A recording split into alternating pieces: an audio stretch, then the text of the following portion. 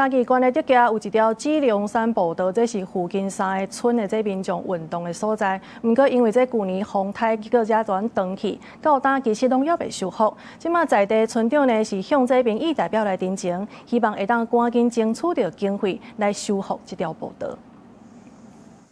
嘉義縣竹崎鄉鹿滿、七分甲宜良村3個村的村長做伙會勘這條基隆山步道。步道有真儕所在，毋是互香檳檳的草啊砍掉咧，就是地面的磚啊害去，看起來有淡薄仔危險，已經真久無人來行路。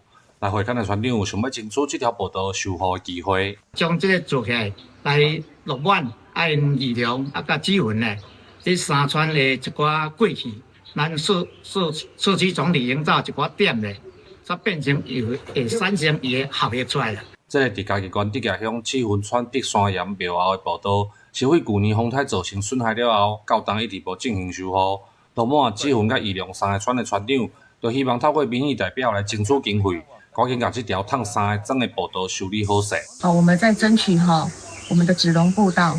那子龍步道呢，它的歷史有10-20年了，因為颱風的關係，造成一些損害。因為舊年風颱把這個步道布甲無理想啦希望講咱做了的時候可以帶動我們這個。